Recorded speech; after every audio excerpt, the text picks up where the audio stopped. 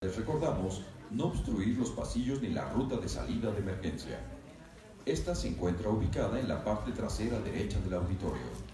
El edificio cuenta con alerta sísmica y en caso de activación, mantenga la calma y desaloje en orden, siguiendo las señales de ruta de evacuación o indicaciones del personal, dirigiéndose al punto de encuentro ubicado en el exterior. Gracias por su atención y colaboración. Buenas tardes. Sean todos bienvenidos al Seminario Permanente de Redes Sociales de la UNAM.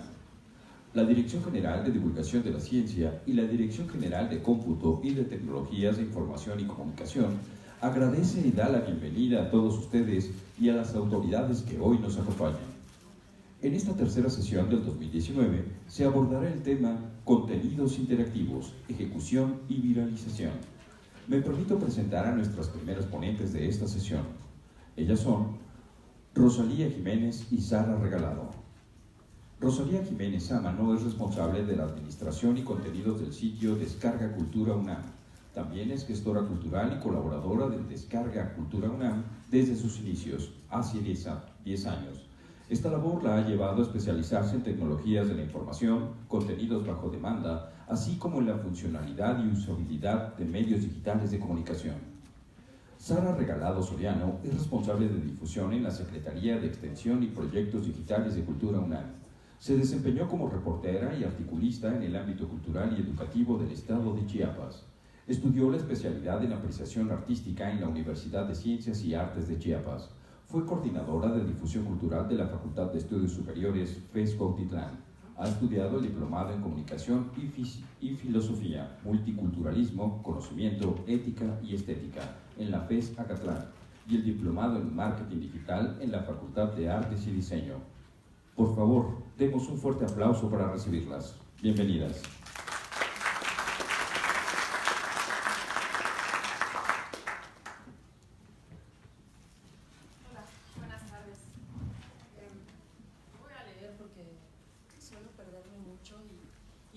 Quiero sobre todo iniciar poniendo en contexto lo que es descargacultura.unam. Antes que cualquier cosa, agradezco obviamente a la UNAM, a la DGTIC y a la Dirección General de Divulgación de la Ciencia por la invitación. Quiero comenzar esta plática recordando lo que en relación al libro dijo Jorge Luis Borges. De los diversos instrumentos del hombre, el más asombroso es sin duda el libro. Los demás son extensiones de su cuerpo. El microscopio, el telescopio son extensiones de su vista. El teléfono es extensión de la voz. Luego tenemos el arado y la espada, extensiones de su brazo. Pero el libro es otra cosa. El libro es una extensión de la memoria y de la imaginación. Por eso estamos aquí. Nos interesa acercar este inigualable instrumento y sus derivaciones a los jóvenes. ¿Qué habría dicho Jorge Luis Borges de haber conocido y utilizado las tecnologías de la información y la comunicación que conocemos ahora y que no dejan de sorprendernos al interconectar la memoria y la imaginación de millones de seres humanos todos los días? Lo cierto es que el mundo cambia velozmente, que las nuevas tecnologías llegaron para quedarse y desde hace algunos años alteran y transfiguran nuestra cotidianidad. También es cierto que si sabemos aprovecharlas con imaginación y algo de audacia, su uso puede suponer un gran reto y una enorme oportunidad en el ámbito de la educación y de la difusión de la cultura. Entonces, ¿por qué no transformar las horas de tráfico, el tiempo muerto, las esperas entre clases, el tiempo de caminata de tantos jóvenes en aprendizaje y entretenimiento? ¿Por qué no aprovechar los grandes potenciales y los invaluables beneficios de las tecnologías de la información y la comunicación nos ofrecen en el ámbito de la educación y de la difusión de la cultura para acceder a más públicos e incidir sobre ellos con mejores resultados? ¿Por qué no beneficiarse de la enorme penetración y de las enormes ventajas que ofrecen las llamadas nuevas tecnologías de la información y la comunicación para ofrecer productos culturales de calidad a la población que presenta dificultades para tener acceso a la lectura visual o que no tiene otras opciones de entretenimiento y formación?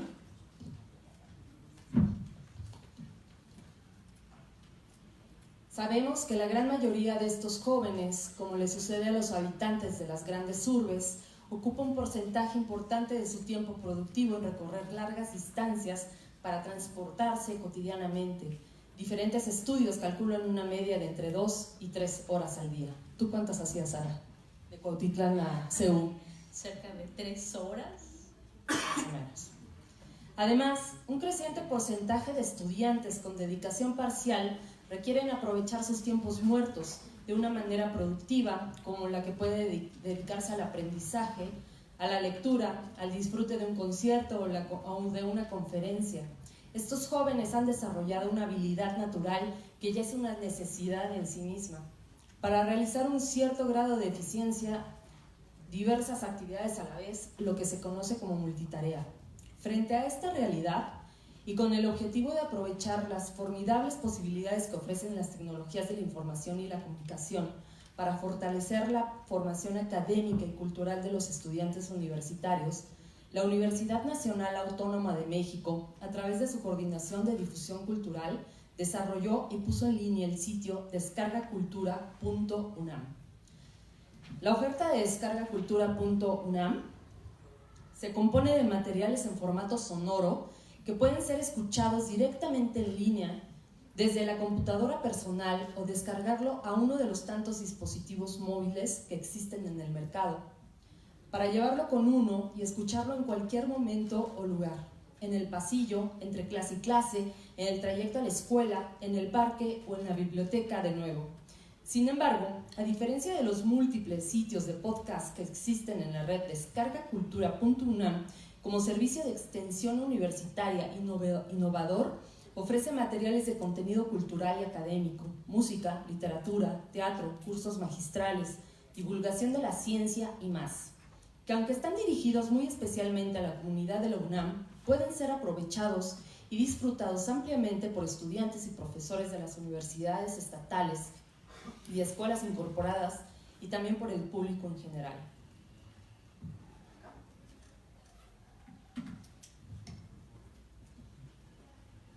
De esta manera, desde la dirección electrónica www.descargacultura.unam.mx, cualquier persona puede disfrutar de un concierto, de la lectura de un cuento o de una novela, escuchar una obra teatral o un radioteatro, repasar un tema que facilite y reafirme la adquisición de conocimiento, disfrutar poesía, entre otras lenguas, o escuchar una lectura de propia voz de su autor.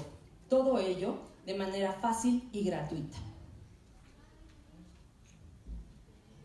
Los más de 920 títulos que hasta el día de hoy constituyen el contenido de descargacultura.unam dan cuenta de la diversidad de sus temas y de la riqueza de la producción universitaria. Literatura, cuento, novela, poesía, ensayo, crónica, teatro, música, temas del bachillerato, conferencias, cursos magistrales, materiales de divulgación de la ciencia. Hay que recordar que la UNAM es una de las principales, si no la principal productora de contenidos académicos en español a nivel mundial, tanto en cantidad como en calidad, compitiendo con las más prestigiosas universidades de Hispanoamérica. Los materiales han sido producidos y grabados para este fin por lectores profesionales y, mejor aún, por sus propios autores, entre los que se encuentran Fernando Sabater, Vicente Leñero, Elena Poniatowska, Juan Villoro, Antonio Escármeta, Mónica Lavín, Gonzalo Celorio, Javier Velasco, Rosa Beltrán, Hernán Lara Zavala, Hugo Gutiérrez Vega, Víctor Hugo Rascón Banda, Alejandro Aura, Mario Vargas Llosa, Jordi Soler, Tomás Segovia, Andrés Newman, Rosa Montero, Manuel Rivas, entre muchos más. Contamos con series bilingües de clásicos de la lengua francesa e inglesa, así como la serie Lenguas de México, que ofrece poesía en lenguas indígenas de forma bilingüe también. Este acervo se incrementa constantemente a un ritmo de 6 u 8 títulos al mes. La población beneficiada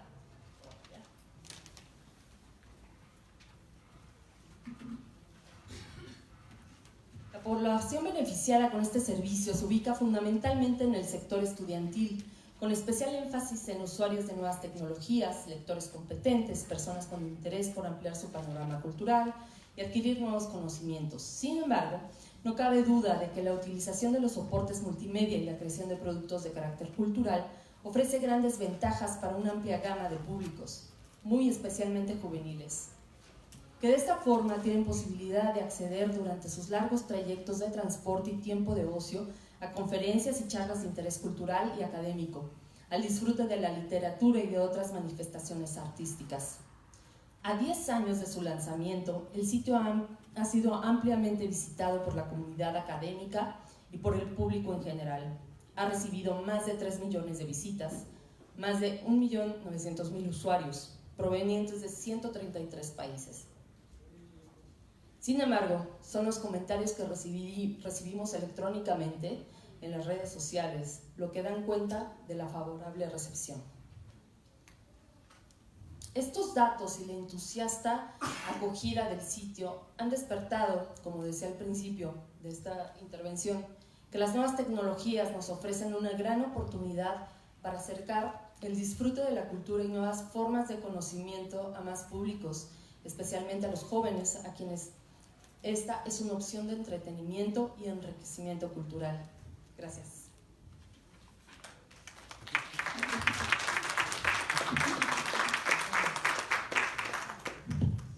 Yo creo que yo me voy a poner de pie y voy a poner mi cronómetro para no rebasar el tiempo.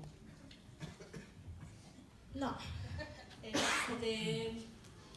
Bueno, a grandes rasgos, ya para entrar a la estrategia de comunicación, lo que nosotros ahora estamos muy emocionados y contentos de traerles es que Descarga Cultura está en un proceso de relanzamiento.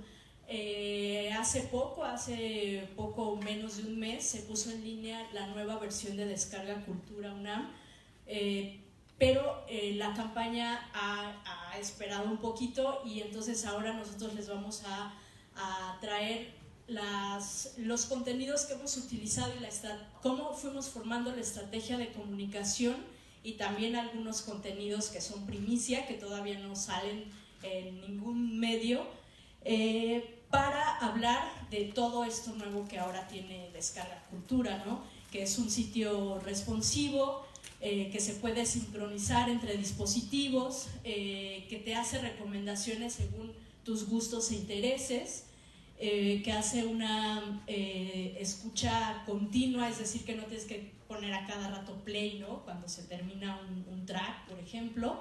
Y algo muy importante en estos tiempos en que todo el mundo quiere interactuar, pues que ahora puedes comentar y compartir cualquier título. Bueno, pues ya entrados en materia la estrategia de comunicación, de lo primero que yo quiero platicarles es del objetivo SMART. Nosotros para plantear hacia qué caminos íbamos a ir, pues sabemos que es importante tener un objetivo que sea específico, medible, alcanzable, realista y que esté dentro de un tiempo que sea factible alcanzar en un periodo de tiempo. Entonces, para Descarga Cultura es muy importante que se posicione tanto el sitio como la marca, que nuestros usuarios se sientan identificados con Descarga Cultura y lograr con ello un crecimiento mínimo de 10% en los usuarios y visitas al concluir este año con respecto a los números que tuvimos el año pasado. ¿Con qué canales contamos para lograr este objetivo? Estas son redes que ya tenemos posicionadas, que ya están con unos usuarios constantes. Tenemos en Facebook y Twitter alrededor de 150,000 seguidores. Tenemos una base de datos a quienes enviamos correos masivos de casi 50,000, y en YouTube un canal con más de 3,000 suscriptores, en Instagram casi 4,000 seguidores. Pero también queremos entrar ahora a nuevos terrenos, siendo un acervo, una plataforma con acervo para escuchar. Creemos, primero sabemos que este contenido para escuchar está en aumento, cada vez la gente está consumiendo más este tipo de contenido, entonces es para nosotros importante también posicionarnos en SoundCloud y en Spotify. Y bien, para continuar con la estrategia de comunicación, lo siguiente muy importante era saber quiénes son nuestros usuarios. Acá Facebook nos dice que, por ejemplo, nuestros seguidores son mayormente mujeres de entre 25 y 34 años que nos visitan mayoritariamente de la Ciudad de México, que el idioma principal es el español, pero también hay otros países y otras ciudades desde donde nos siguen en Facebook. Pero más allá de estas estadísticas, para Descarga Cultura, para la Secretaría, siempre ha sido muy importante tener un contacto y un vínculo muy directo y muy cercano con nuestros usuarios. Siempre tratamos de conocer qué les gusta, qué críticas tienen, qué intereses tienen, y incluso para nuestra estrategia de actualización del sitio, para nosotros fue muy importante primero hacer un focus group con personas, usuarios como muy participativos en Twitter, en Facebook, también personas que sabíamos que eran muy usuarios de la plataforma, y también personas que no conocían en absoluto Descarga Cultura. Y además hicimos una encuesta que lanzamos a través de Facebook y de correo masivo, y en la cual tuvimos una participación de más de 2,000 participantes. Toda esta información para nosotros fue oro molido, y fue realmente los usuarios nos dieron una ruta para saber hacia dónde ir en el sitio, y también para la estrategia de comunicación que íbamos a seguir.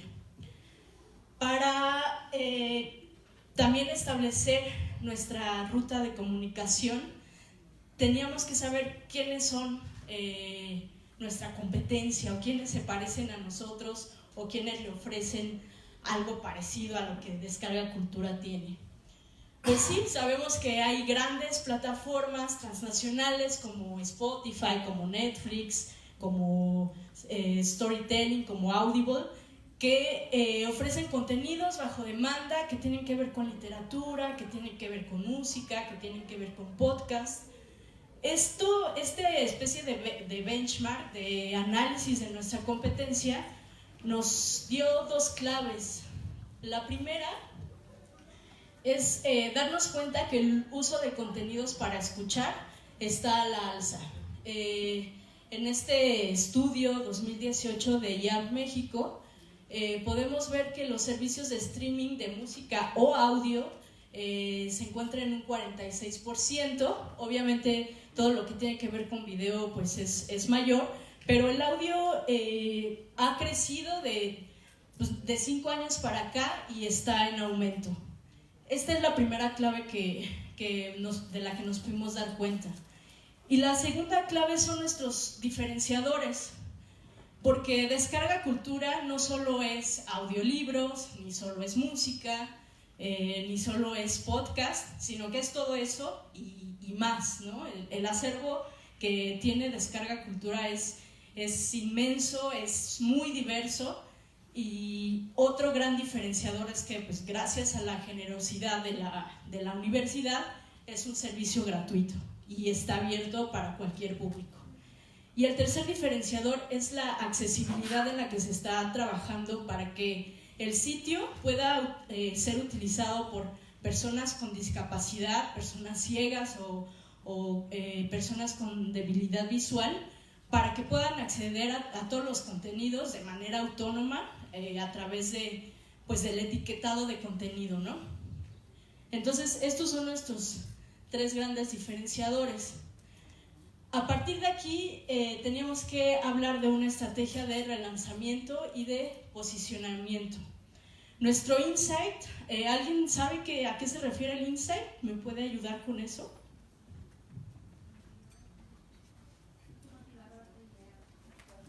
Exacto, una idea, una percepción, una emoción que tienen nuestros usuarios, ¿no? En este caso, nosotros imaginamos que nuestros usuarios quieren aprovechar sus tiempos de trayecto, de espera o simplemente de disfrutar un rato con contenidos que aporten y que le hagan sentir bien y que le acompañen a donde esté, sin importar momento ni lugar. Este insight está reforzado también por el estudio de YAP 2018, en el que nos damos cuenta que en la vida cotidiana las personas están prefiriendo hacer alguna otra actividad mientras limpian la casa, mientras estudian, mientras están esperando algo o mientras comen, están consumiendo un servicio de internet. Ahí es donde queremos estar, ahí es donde Descarga Cultura quiere ser el compañero, ¿no? En esos ratos cotidianos. Y por eso creamos este mensaje creativo. Descarga Cultura va conmigo. A partir de este mensaje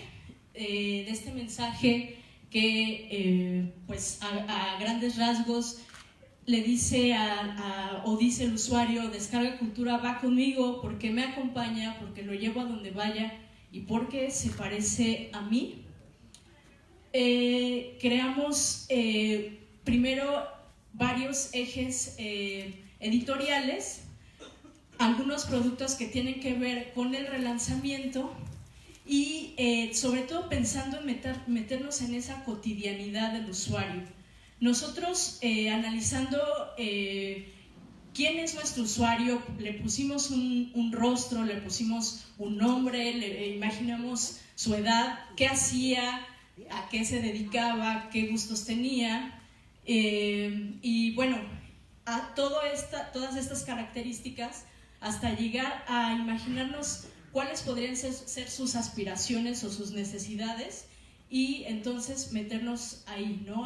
Ayudar a cubrir esas necesidades o ayudarlo a alcanzar esas aspiraciones en ámbitos muy cotidianos, en escenas en las que platica con la familia o en escenas en las que está solo haciendo actividades que le gustan o que no le gustan y que le podemos hacer el rato más fácil. Este es un primer producto de relanzamiento. Le ponemos play, por favor.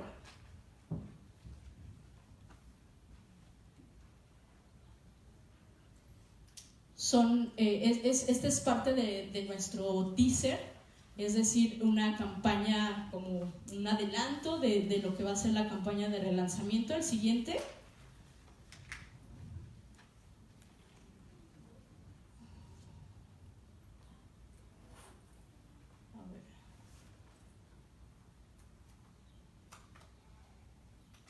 Ok, esto también es parte del teaser. En este tipo de situaciones que les comentaba, ¿no? Escuchar una sinfonía mientras voy en el metro va conmigo, o hacer ejercicio mientras escucho poesía va conmigo.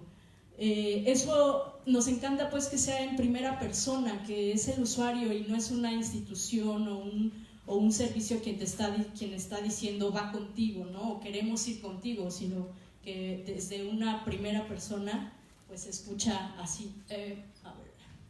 Y aquí vamos a escuchar algunos audios que tienen que ver también con esta cotidianidad.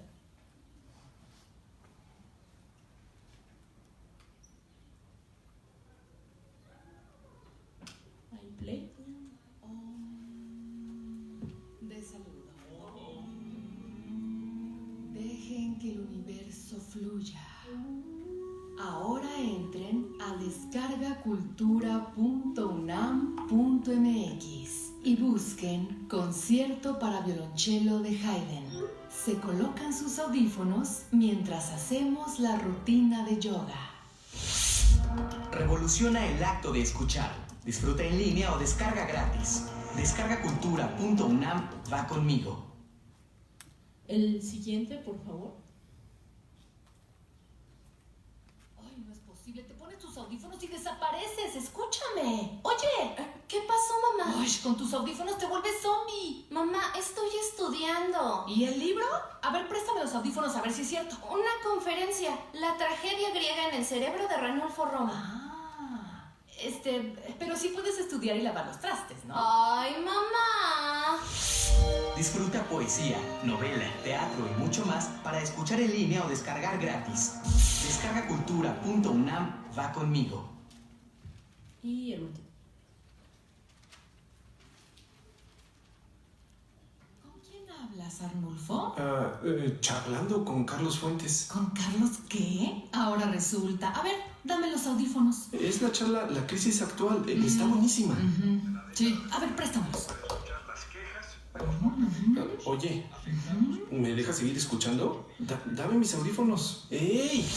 Disfruta poesía, novela, teatro y mucho más para escuchar en línea o descargar gratis. Descargacultura.unam va conmigo. Pues este es como el tipo de mensajes que queremos dar, ¿no? La cotidianidad en la que podemos estar con nuestros usuarios. El siguiente es, aquí ya empezamos.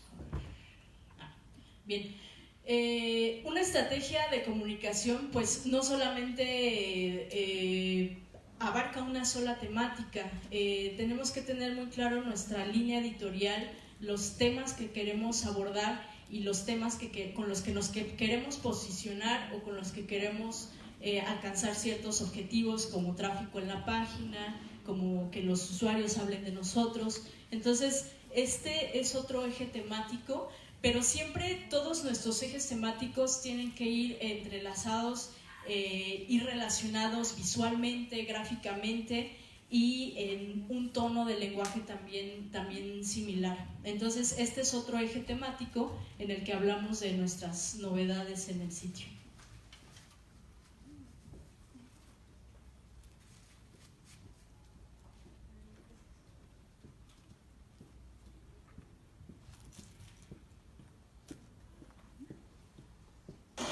Hola, soy Ana Emilia Felker y estoy aquí en descargacultura.unam.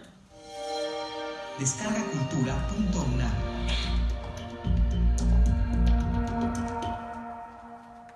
Los textos que van a escuchar ahora forman parte de mi libro Aunque la casa se derrumbe, que está publicado en Punto de Partida. Son ensayos narrativos que escribí como pretexto para recorrer la ciudad y hablar con las personas y obligarme a mirar las calles de un modo distinto al que lo hacemos en la vida cotidiana. Estos textos buscan salir del encierro de la casa para conectarnos y convivir con los otros de formas distintas, ponerse en crisis en busca de la otredad, ir al bordo, a la suciedad, a lo ajeno, para conocernos mejor a nosotros mismos. Y también buscaba poner en crisis el género del ensayo y ponerme en crisis a mí misma al escribirlos. Y espero que les guste. Ahí podemos parar el video y voy a retroceder una diapositiva que nos saltamos. Este video que acabamos de ver pues tiene que ver con los autores que se publican en Descarga Cultura y también los mostramos en esos momentos en los que al estar grabando pues se pueden poner nerviosos o les puede dar risa o puede ser un momento muy emotivo, ¿no? Hay autores que han llorado en las grabaciones y este tipo de videos pues justamente también le hablan de eso al usuario, ¿no? De que un autor que les gusta pues es muy, muy parecido a él, ¿no? Que también se emociona, que también se equivoca, que habla con las mismas palabras que utiliza el usuario, ¿no? Y ese es el objetivo de estos videos y este es el que les comentaba anteriormente que tiene que ver con nuestros estrenos.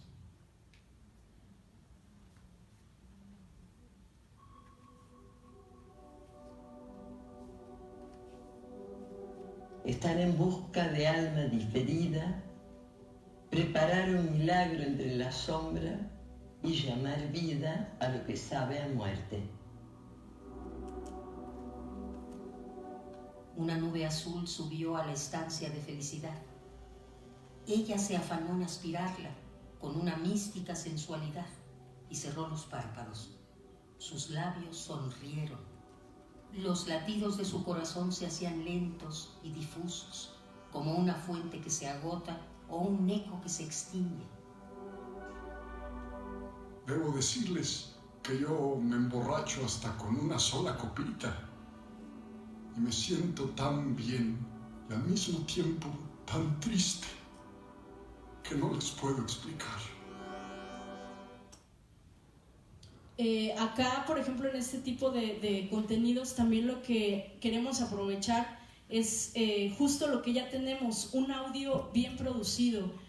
Todos los audios que hay en Descarga Cultura se cuidan así segundo a segundo, tanto en su grabación como en su producción, en su postproducción.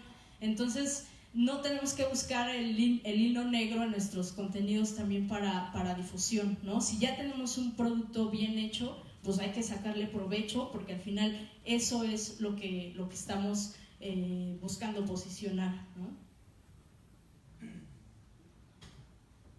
Ya lo vimos. Le ponemos esto. Hola, soy Anemil. Estoy aquí en Descarga. Este es otro eje temático que tenemos, tiene que ver con citas que hay en nuestros propios materiales. Obviamente son citas que pues creemos que les interesan, que les impactan, que les puede ir desde lo cómico hasta lo reflexivo, pero al final también son tomadas de nuestro propio acervo, ¿no? Otro eje temático del que pues muchas cuentas echan mano es de las efemérides o de los momentos coyunturales, ¿no?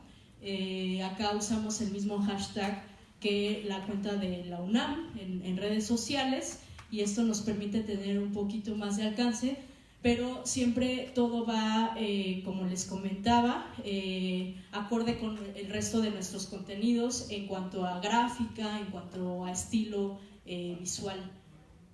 Y también, aparte de gráficos, digamos, fijos, creamos otros que son videos, en donde también aprovechamos el acervo de audio que ya tenemos. Otro eje temático es la equidad de género. Es un tema que le interesa a la universidad, que le interesa a la Coordinación de Difusión Cultural, y es un tema permanente para nosotros, ¿no? De diversas maneras removemos y utilizamos y difundimos materiales de nuestro acervo para hablar sobre la equidad de género o sobre autoras que están escribiendo, generando y difundiendo. Pues también otras temáticas que tienen que ver con nuestro content marketing es darle al usuario contenidos que no necesariamente los lleven a nuestro sitio, ¿no? Sabemos que no sé, a veces puede ser como un poco cansado que todo el tiempo estarle diciendo ve a Descarga Cultura, da clic aquí. Acá pues simplemente con el hashtag le hacemos saber que este autor está en Descarga Cultura, pero le estamos dando un texto o una entrevista o una transmisión que puede ser de su interés, ¿no? Si te gusta Juan Villoro, pues ve y escucha esto o ve y lee esto, que no necesariamente está en nuestro sitio, pero que nos ayuda también a posicionarnos y estar en la conversación de nuestros usuarios. Pueden ser de este tipo de contenidos hasta pues lo muy coyuntural, ¿no? Lo que pasa en el día, lo que ahora se llama el tren del mame. Si es propicio, si creemos que vale la pena, pues también nos subimos a ese tipo de conversaciones. Y otros ejes temáticos que tienen que ver con ciencia o con derechos humanos, que son los que tenemos pautados para el siguiente semestre, o por ejemplo, esta campaña que llevamos a cabo, Voces Transatlánticas, que tiene que ver con la conmemoración de la llegada de Cortés a México y con la llegada de los exiliados también a México. Entonces, pues en nuestro acervo también hay cosas importantes que pueden entrar en estas conmemoraciones, y que pues está hablando de ello durante ya hace varias semanas, y pues ahí estamos también. Aquí terminamos, y como conclusión sobre el tema de viralización y ejecución de contenidos, lo que les podría compartir es que creo que no es... la viralización no sería un objetivo o un fin último de un contenido. Creo que lo primordial es tener claro quiénes son nuestros usuarios y a partir de conocer a nuestros usuarios y de hacer este ejercicio que les comentaba de imaginación, de ponerle incluso un rostro, un nombre y todo lo que nos imaginamos acerca de un usuario que puede representar a nuestro público, hablar de sus aspiraciones y de sus necesidades. Y la otra es tener una estrategia, una línea editorial también muy establecida.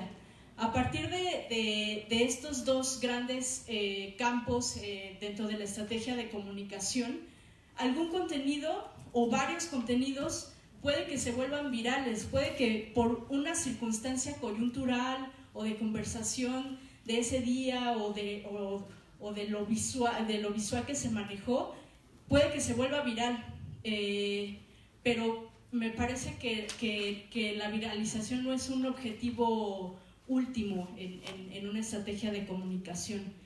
Es solamente, eso se da, pues llega por añadidura de una estrategia completa de comunicación. Y sería todo. Si tienen alguna pregunta, pues estamos para servirles.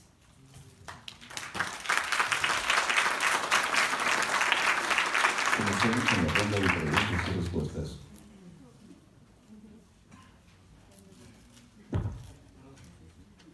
Hola, buenas tardes. Me llaman la atención dos cosas de las que hablaron y quisiera saber cómo las han manejado. La primera es cómo piensan manejar sus contenidos auditivos, por así decirlo, compitiendo con plataformas establecidas de música, por ejemplo, como Spotify. Mi pregunta es en ese sentido, ¿no? O sea, ¿cómo le das un plus a su estrategia para diferenciarte de una estrategia comercial, de una plataforma que tiene, digamos, mucho mayor contenido y pagan derechos de autor? Y también cómo manejas los derechos de autor. Y la segunda pregunta que realmente me interesa es cómo manejas la interacción entre aplicaciones. O sea, vi que en tus aplicaciones grandes, Facebook y Twitter, tienes bastantes seguidores, pero en las otras aplicaciones, digamos, sí el porcentaje es muy bajo. Entonces, ¿cuál es tu estrategia o cómo desarrollas una estrategia para que tu contenido se vea en todas? Gracias. Bueno, yo te contesto la parte de contenidos. Descarga Cultura, la diferencia enorme y abismal es la calidad de sus contenidos, la producción de cada uno de ellos, y que no tenemos absolutamente nada en línea que no tenemos los derechos de autor, ya sea de los autores y de las editoriales. Nos diferenciamos totalmente porque pues en Spotify nunca más en la vida van a conseguir la voz de Alicho Macero o de Víctor Hugo Rascón Banda, que nosotros los grabamos y los pueden escuchar en su propia voz. Entonces creo que la calidad de los contenidos no tiene nada que ver con la cantidad que pueda tener Spotify en podcast, en esta, digamos, competencia o de tipo de contenidos que tenemos. Más que el contenido en sí, a lo que me refiero es a la estrategia. Por ejemplo, la mayoría de los servicios de música por streaming te ponen, por ejemplo, no sé, a ti te gusta un cierto tipo de música, pero te ponen como de entrada toda la música, ¿no? Por así decirlo, te presentan lo más popular y a lo mejor a ti eso no te interesa. Quizás a lo mejor la estrategia de ustedes es generar una interfase para que sea más amigable incluso con el propio usuario, en donde constantemente el programa te esté viendo tus necesidades como sí, de hecho la nueva plataforma de Descarga Cultura, esta que acabamos de lanzar, hace eso. Gracias a tus descargas o tus escuchas más actuales, es como te vamos a estar ofreciendo contenido similar a lo que tú has escuchado. Entonces no hay de otra que seguir actualizando en cuestión de tecnología. Digo, se va a escuchar mal, pero no hay manera de competir con la cantidad que ellos tienen para invertir en tecnología que nosotros, pero aún así hacemos todo lo posible por estar a la vanguardia tecnológica, y eso es lo que está haciendo la nueva plataforma de Descarga Cultura. Gracias a tus descargas, a tus escuchas, a tus usos, a tu uso cotidiano, vas a ver que va a ser más fina a tus, ¿cómo se dice?, tus recomendaciones, pero tus gustos pues se van a afinar más hacia tus gustos personales. Sí, de hecho en la página de inicio, ya a partir de la segunda visita que tú haces al sitio, te empieza a recomendar no solo lo último que escuchaste, del mismo autor que escuchaste, te recomendamos tal, o similar a esto que escuchaste, te recomendamos, está esto en Descarga Cultura, ¿no? Eso pues es como decía Rosy, una nueva funcionalidad, y que fue gracias a un gran trabajo de minería de datos que se hizo de todo el acervo. Y por otro lado, lo que preguntaba sobre la vinculación entre redes sociales,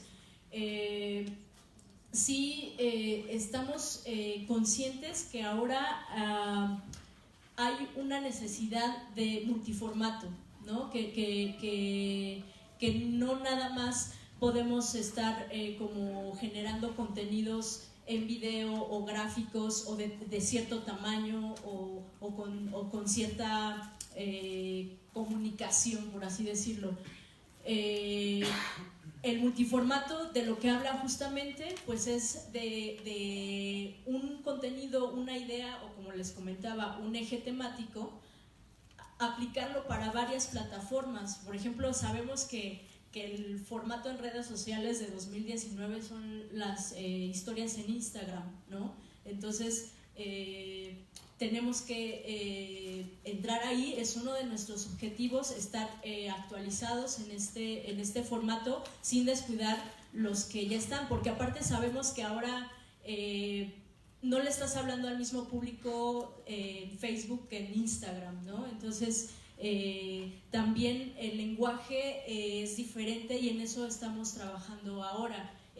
Facebook de alguna manera nos ayuda a mantener a los usuarios que hemos tenido durante mucho tiempo, e Instagram nos ayuda a ir por esos nuevos usuarios que todavía no nos conocen, o que pues son nuevas generaciones y que están hablando de cosas totalmente diferentes, ¿no? O de maneras totalmente diferentes. Entonces pues sí, estamos apostando por por este multiformato para diversas redes sociales. Incluso un dato por el que también creímos que era importante estar en SoundCloud, que a lo mejor no es una plataforma tan masiva, digamos, pero tiene un público muy especializado en audio, y además a partir de finales del 2018 permite también que el contenido se comparta en historias de Instagram. Entonces eso le da una ventana mucho más amplia de difusión, y ahí es un ejemplo pues de cómo estamos vinculando. Y ahí te va un regalito de Descarga Cultura. Gracias por tu pregunta.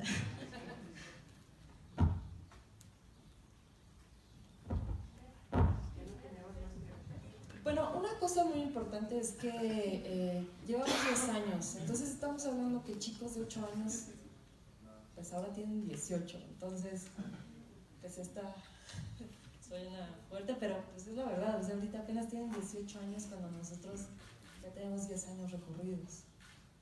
Ok, Yaris Ortiz desde Facebook Live pregunta: ¿qué profesionistas están involucrados en la realización de la estrategia de comunicación? Pues básicamente el área de difusión, que digamos que está a cargo de Rosy, está pues un área que genera todos los contenidos, vaya, que plantea la estrategia, los ejes temáticos. Hay un área de diseño gráfico, y hay también un área de producción audiovisual. pues tenemos reuniones mensuales para saber qué ejes temáticos vamos a seguir. Y pues es básicamente el equipo, que no somos tantos, digamos, está dividido en áreas, pero realmente es un trabajo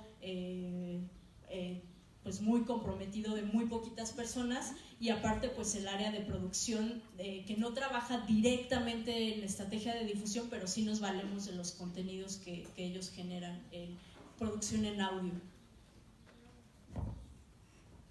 Perdón por hacer otra pregunta, pero me interesa saber cómo fue la interacción con su público para el nuevo relanzamiento. Te pregunto, bueno, yo vengo de Acervo Histórico del Palacio de Minería.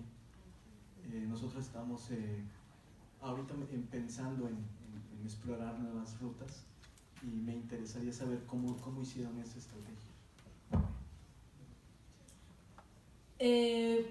Lo que comentaba al inicio sobre nuestros usuarios, el acercamiento, digamos, puntual que tuvimos con ellos fue primero hacer un focus group. Convocamos a alrededor de 20 personas que conocimos de Twitter, eran seguidores de Twitter de Descarga Cultura, de Facebook, usuarios que conocíamos como personalmente y que sabíamos que eran muy conocedores de la plataforma, y también usuarios que no conocían la plataforma, o sea, vaya, internautas que no conocían Descarga Cultura. Ese fue un primer ejercicio. Les hicimos varias preguntas, les mostramos el sitio como estaba antes, algunos avances de cómo podría verse la nueva plataforma, y recogimos todas sus opiniones. Y la otra fue una encuesta que lanzamos por correo masivo y por redes sociales, por Facebook básicamente, que fue respondida por más de 2,000 personas, e igualmente ahí generamos como preguntas pues muy concretas, ¿no? Que sabíamos que nos podían servir para tomar decisiones. ¿Alguna otra pregunta? Ya tenemos muy poquitito tiempo, que vamos a darle a esto y falta un ponente, pero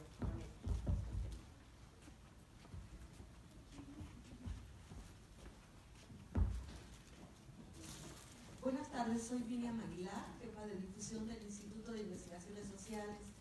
Me encantó la nueva campaña que tienen programada para Descarga Cultura, pero siento que hace falta algo muy importante, dar a conocer qué es Descarga Cultura, porque los que estamos aquí sí sabemos qué es Descarga Cultura, pero hay mucha gente que no sabe, y yo siento que hay que empezar por allá, ¿no? Porque el acervo de Descarga Cultura es inmenso y de mucha calidad, mucha más calidad que Spotify y otras que hay por allá, ¿no? Pero Descarga Cultura tiene mucho más. Entonces yo siento que hay que empezar primero en difundir qué es Descarga Cultura, ¿no? Y lo puedes hacer en el formato que ustedes presentaron, y después sí ya darle a la campaña toda como... Claro. Sí, agradecemos mucho tu comentario y tu observación.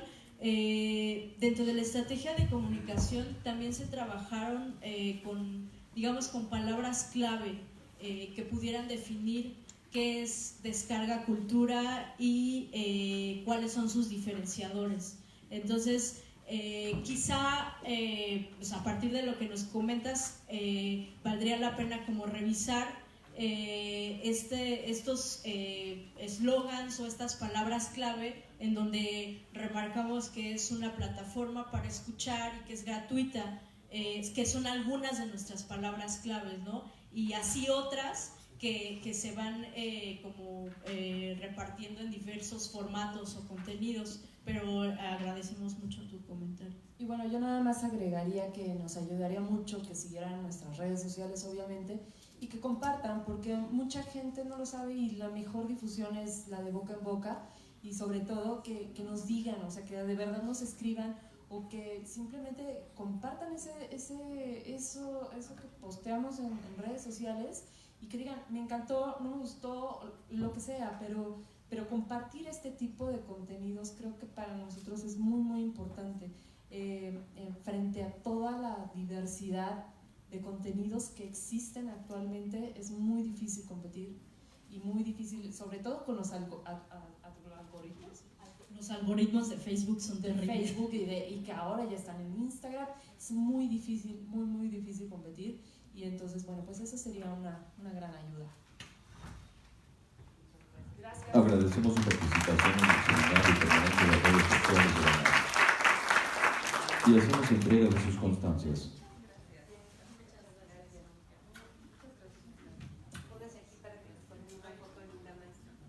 Vamos a pedirle a nuestro compañero Stephen Garibay, ¿dónde anda? Por acá. Les va a dar un pequeño aviso de una encuesta en la que nos van a invitar a la comunidad que estamos en el seminario. Y después continuamos con el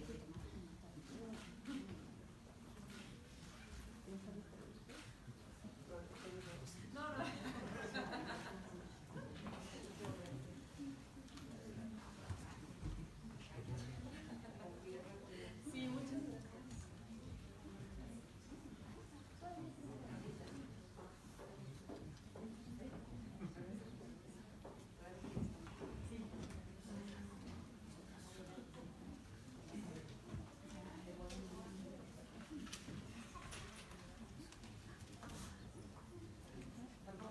Muchas gracias, Mari Carmen, y gracias a los organizadores que nos dan la oportunidad de tomar este espacio, 2 minutos o 3 o 5. Venimos a presentarles una investigación que está haciendo una alumna del posgrado en Ciencias de la Administración. ¿Pueden dar el siguiente, por favor? El motivo de estar aquí hoy interviniendo es porque estamos haciendo una investigación sobre cómo medir el retorno de inversión en las campañas de redes sociales. En particular nos interesa el cómo se está haciendo en la universidad, que es nuestra muestra, aunque sabemos que no todos los que están en el seminario son de la universidad. Entonces nos van a servir también de instituciones ajenas a la universidad poder identificar cómo se hace medición de retorno de inversión. Siguiente, por favor. Bueno, les estaremos llegando a través de su mail, a través de la lista de distribución del seminario, la encuesta que se les hará llegar el día jueves, este jueves 2 de mayo, y tendrán una semana para contestarlo. El cierre de respuestas se cierra el 9 de mayo y los resultados se darán a conocer cuando tengamos ya todo el resumen, y sus respuestas son anónimas, y pues les vamos a agradecer mucho su valiosa cooperación. Gracias. Y muchísimas gracias, Mari Carmen. Y pues, cuando tengamos los resultados de esta investigación, ya estamos comprometidos a poderlo compartir con la comunidad del seminario. Entonces les invitamos a que puedan participar. Es una encuesta breve, no les llevará muchos minutos en poderla responder. Entonces el día jueves se estará enviando en la lista de correo del seminario. Muchas gracias.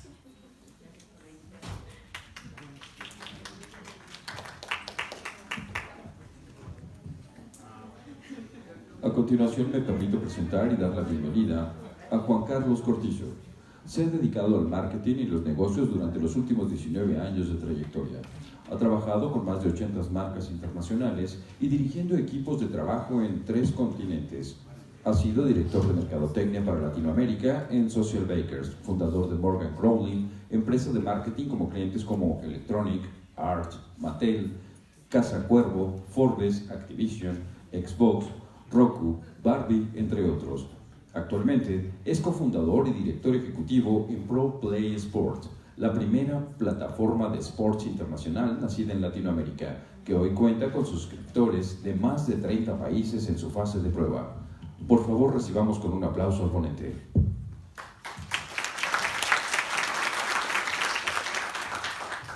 Bueno, gracias por venir. Sonó como muchas cosas. Entonces, para platicarles un poquito de mi experiencia, siempre me he dedicado a marketing, en la cuestión de los últimos 10 años, muchísimo marketing digital. Tuve el privilegio de trabajar con la gente de Social Bakers, que es una de las firmas de analítica y de data de redes sociales como más importantes, y hacer toda la parte de ejecución de su plan de expansión en Latinoamérica. De ahí me tocó trabajar con muchas marcas, de ahí con mis socios tenemos un grupo de mercadotecnia con el cual hemos trabajado con bastantes marcas, desde activaciones o eventos grandes, hasta cuestiones de campañas digitales. Muchas de mis pasiones, digo, por mi trayectoria, etcétera, van enfocado al mercado de los videojuegos. ¿Y por qué los videojuegos? Porque es más la industria más interesante y más increíble que existe hoy por hoy, ¿no? Es la más completa, es la que tiene muchísimo más engagement y tiene los equipos como más profesionalizados a nivel internacional.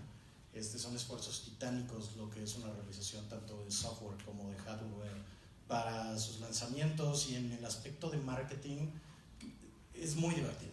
Entonces, uno de estos proyectos de los cuales estamos lanzando ahorita, que lleva año y medio de trabajo, es esta empresa que se llama ProPlay Esports. La empresa es la primera a nivel internacional que se arma desde Latinoamérica. Y mucho de lo que estamos tratando de hacer es eso, o sea, entrar dentro de este mercado de competitive gaming a nivel internacional, y que nos ayude en ese sentido a seguir expandiendo pues mucho de lo que nos gusta y nos apasiona hoy por hoy como personas. Mucho del trabajo de las personas que hoy por hoy, por ejemplo, estamos en ProPlay, somos, digamos, cerca de más de 30 personas ahorita de arranque, y traemos una expansión como interesante, ¿no? Pero el tema de hoy es pues hablar de esports, o sea, como industria. Es curioso que a nivel Latinoamérica, cuando hablas del tema de esports, es como muy de segmento, muy de nicho, donde generaciones más jóvenes tienen un poquito como más de ese alcance de realmente qué son los esports y realmente cuáles pues, los beneficios que traen, no solo a nivel competitivo, deportivo, pero sino también a las marcas y a las empresas que están detrás de ellas. ¿Por qué? Porque hoy por hoy la cuestión a nivel digital y las plataformas digitales es un mercado monstruoso, donde tienes marcas de consumo, tienes marcas de telecomunicaciones, de entretenimiento, de cualquier tipo de industria tratando de competir, como sabemos, por esa parte del timeline. Y resulta que los eSports es el segmento de mercado donde más engagement existe, donde los usuarios están más identificados, que tienen más rápido crecimiento a nivel entretenimiento y a nivel cualquier tipo de industria. Y hoy por hoy mucho de lo que vamos a platicar es esta parte como de data. Realmente quiero dejarles este aspecto de cómo está la industria hoy por hoy a nivel internacional. Algunos ejemplos también de lo que estamos empezando a hacer nosotros, pero más que nada es cómo está la industria. Entonces, para empezar por ahí, ¿quién juega videojuegos de aquí? ¿Y ya? Ahora, videojuegos, estamos hablando de cualquier tipo de videojuegos, o sea, no tiene que ser PC, consola, o sea, hasta que jueguen casualmente cualquier tipo de juegos en su celular, etc. Pero todos al mismo tiempo, ya, porque si no tenemos esa perspectiva. Usualmente es, y eso lo vamos a ver en data ahorita, usualmente la mitad de la población en México, y ya estamos en una, digamos, 2/3 partes más o menos a nivel global ya están en algún tipo de interacción con algún tipo de media interactiva, con la cual tienen algún acercamiento de forma casual o de forma como más segmentada. ¿Quién conoce la parte de esports como término? Entonces les voy a poner el video. Digo, es más fácil. ¿Por qué? Porque la perspectiva de lo que hoy por hoy, y estamos hablando mucho en este sentido de territorio latinoamericano, los eSports ya no son un fenómeno, son una industria. Realmente que 4 personas digan conozco lo que es eSports me ayuda, porque puedo poner ese video, si no me lo iba a saltar. Y de ahí vamos a ver esta parte de data. Lo importante de lo que quiero que vean es que entiendan la industria desde un punto de vista diferente, con unos ojos totalmente distintos. ¿Por qué? Porque no es jugar videojuegos, son empresas, industrias, jugadores competitivos, marcas que existen detrás de todo esto y audiencias muchísimo más grandes de lo que podrían haber pensado que existen. Entonces, para la parte de esports vamos a poner este video, dura 7 minutos y luego me voy con un frego de data y vamos a platicar de casos y luego ya buscaremos esa parte de entendimiento de hacia dónde va la industria, cómo se aplica en el marketing digital y cómo tiene esta perspectiva global. Y luego empezamos con preguntas y respuestas. ¿Me ayudan con el audio nada más? YouTube launched a new video network yesterday where you can watch other people play video games. For real, like the whole network. It's called the We Should All Be Very Ashamed of Ourselves for Failing as Parents channel. Actually, it's called YouTube Gaming, and I don't get that. To me, you know, watching another person play video games is like going to a restaurant and having someone eat your food for you. Just because you like them, play them. That was Jimmy Kimmel on the launch of YouTube Gaming in August of 2015. But even before the PC age, video games were making waves in mainstream media, although it was largely in the context of novelty. In 1985, Billy Mitchell was listed in the Guinness Book of World Records as the record holder for high scores on 6 arcade games, including Pac-Man and Donkey Kong. In the early 80s, Starcade aired for 133 episodes, where competitors face off head-to-head in arcade games. Other similar concepts would crop up, including Video and Arcade Top 10 in Canada, Game Master in the UK, and Amazing in Australia. Welcome back, this is Amazing. Take your control pads, please. On the move farm track. Mario Karts, let's go, race them. But none of these were yet what we would consider esports. That came later. In 1997, Dennis Thresh Fong won ID Software CEO John Carmack's Ferrari 328 at the Red Annihilation Quake tournament. The event, which was hosted at E3, is widely considered as the first ever esports tournament, and Thresh himself is often called the first professional gamer. Over the next decade or so, television and esports would continue to brush shoulders, but it only really caught on in Korea. By the year 2000, there were 2 24-hour channels for televised esports and other gaming content. In 2006, MLG took a shot at TV, broadcasting their MLG 2006 Pro Circuit featuring Halo on the USA Network. There's nowhere better to be than an MLG. The best players in the world are here to see how they stack up. But it didn't catch on. But in 2011, when Justin TV launched a spin-off platform called Twitch TV, specifically for their gaming section, everything changed. Twitch would become the most popular streaming platform on the planet, and esports viewership numbers would explode. The League World Championships went from 1.7 million viewers in 2011 to 8.2 million in 2012. Then 32 million in 2013. If Quake, StarCraft, and Street Fighter were the one-on-one pioneers of the esports world, it was Halo, Call of Duty, Counter-Strike, League of Legends, and Dota that finally brought it to its full potential. Back in February, a bunch of us went down to the Super Bowl to watch the Seahawks throw.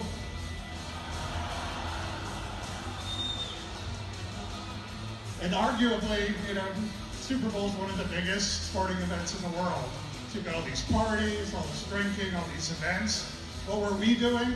We were back at the hotel, clustered around EJ's laptop, watching the DAC group stage.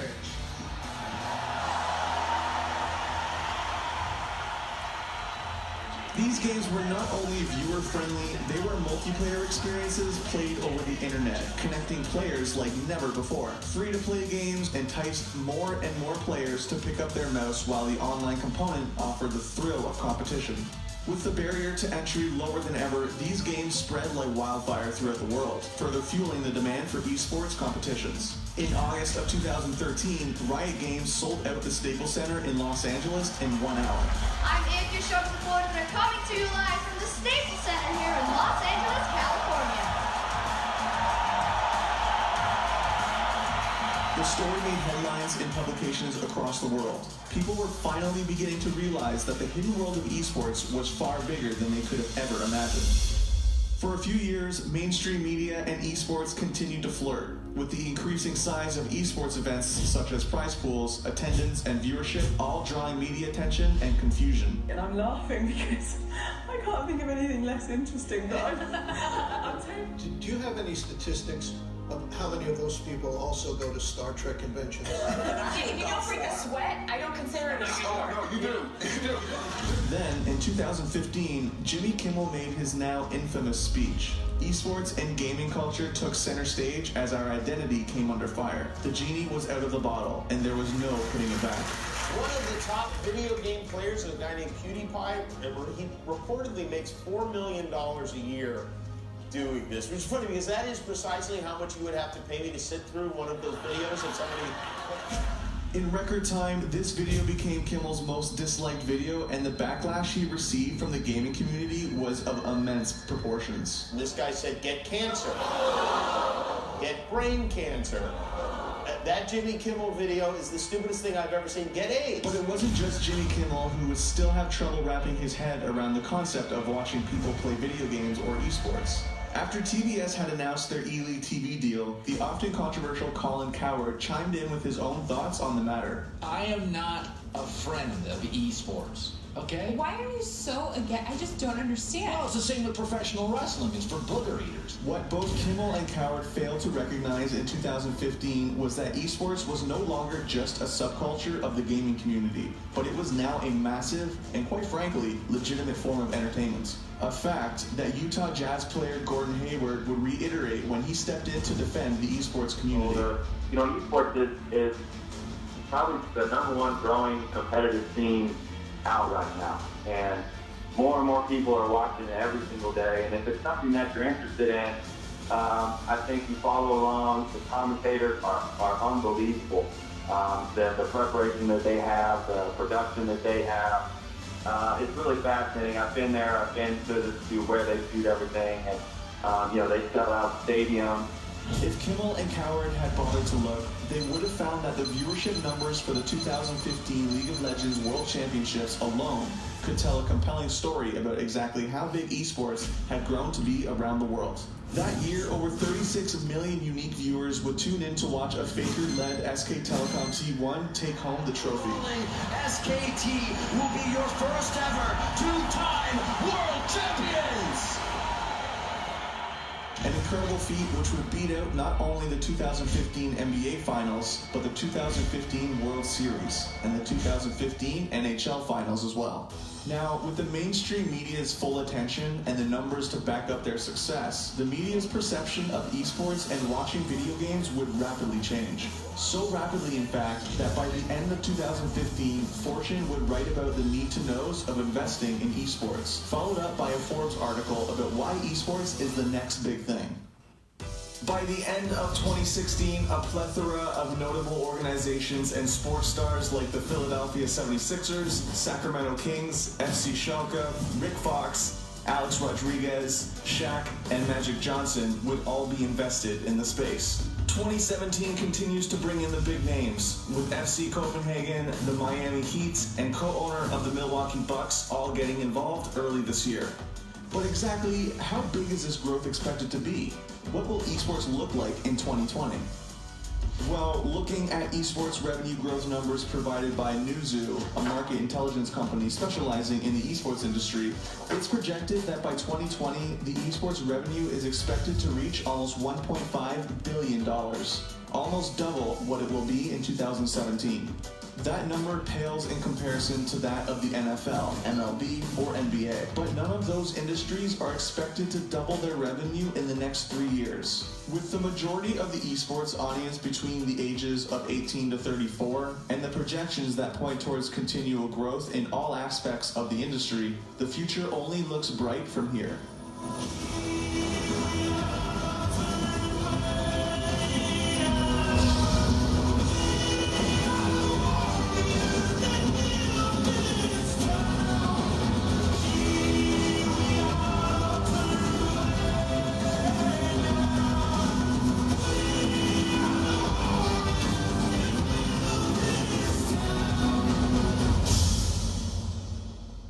YouTube launched a new video network yesterday where you can watch other people play video games. Ok. Eso es como la perspectiva de qué son los eSports hoy por hoy. Mucho de lo que no se sabe es justamente de este medio, esto que se llama subcultura. Los eSports hoy por hoy, y ahí no lo dicen porque el video es del año pasado, hoy el viewership de los eSports es más grande que la NFL, que la NBA y que la NHL juntas. Y mucho de ese mercado que hoy, el año pasado y este año ya va a estar rondando más o menos los 600 millones de personas, ya estamos hablando de que en los próximos 4 años va a ser del mismo tamaño que la FIFA. Ahora, dentro de todo este mundo que somos eSports, entra la parte de un mercado que es totalmente distinto a lo que se ha hecho a nivel marketing digital y cómo las audiencias están entrando dentro de ellos. Entonces, Dentro de los números, más o menos, o sea, nosotros tenemos hoy por hoy, ya estaban atrás, en cómo están los juegos divididos. Y entonces, en cada una de las regiones, para entender cómo se manejan los videojuegos, el ecosistema de los videojuegos, ahí está. Dentro de este ecosistema de los videojuegos, por un lado tienes a los desarrolladores. Los desarrolladores son los dueños del balón. Por eso todas estas iniciativas donde se trata de regularizar los eSports o hacerlos un deporte olímpico funcionan totalmente distinto, porque tú puedes tener una FIFA que regula el deporte a nivel mundial, por así decirlo, y aquí son los desarrolladores los que dan la licencia y trabajan justamente con los desarrolladores de eventos, de competencias deportivas o de plataformas deportivas, para que tengan esa parte como de licencias. Pero al mismo tiempo ellos organizan torneos internacionales, que es el más grande del mundo hoy por hoy, lo hace Riot. Riot es parte de Tencent Games, una empresa china que tiene el holding más grande de propiedades y de acciones dentro de todas las empresas de videojuegos a nivel global. Y League of Legends es el fenómeno más grande de ellos, ¿no? Sus eventos son globales, con equipos globales que tienen divisiones y subdivisiones, y cada una de estas divisiones van generando un ranqueo hasta que pueden llegar a una final.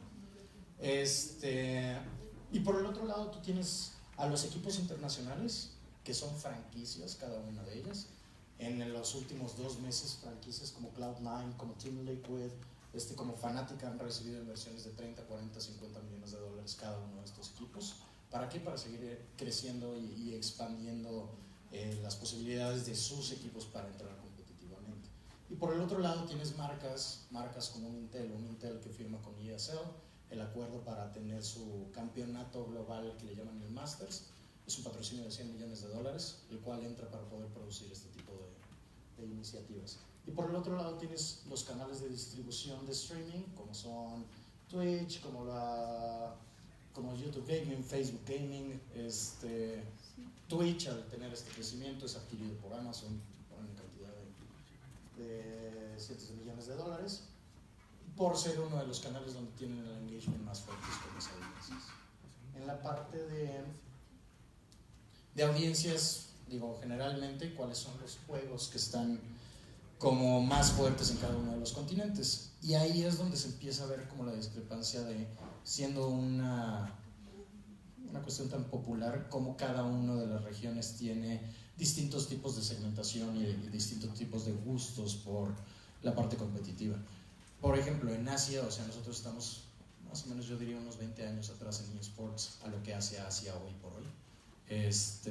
Llevan mucho tiempo haciéndolo increíblemente bien, y existen instituciones como la ISF, que es esta asociación internacional, confederación, por así decirlo, de eSports, donde League of Legends es obviamente absoluto ganador. Luego tenemos lugares como Latinoamérica o Europa, donde FIFA, a pesar de tener una audiencia más o menos de 4 millones de personas que ven constantemente los torneos que se transmiten de FIFA, 4 millones de personas es nada a comparación de lo que es el mercado de eSports a nivel global.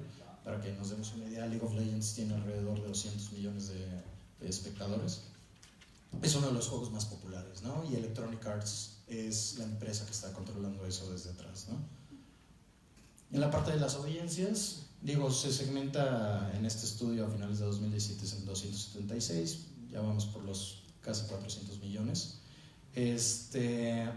Y esto es donde empieza, por así decirlo, lo interesante, porque, digamos, en engagement tenemos 355 billones de minutos dedicados a la parte de transmisión del mismo deporte, y una persona, digamos, en China tiene más o menos 98 millones de minutos de engagement con un canal o con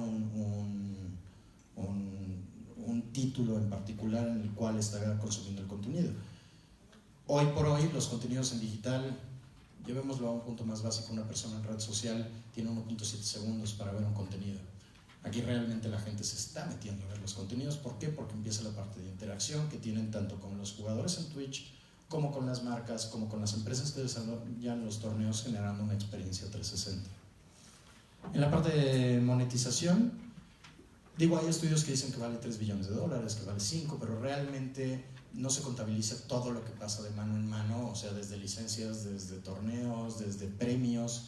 Hoy por hoy los premios, más o menos en eSports, el año pasado rondan los $500 millones a nivel competitivo y a nivel torneos. Ahora, dentro de la parte de canales, todo el mundo habla de Spotify y esto y lo otro, pero nadie se mete a Twitch. ¿Por qué nadie se mete a Twitch? Es curioso. Porque es realmente donde los consumidores están metidos.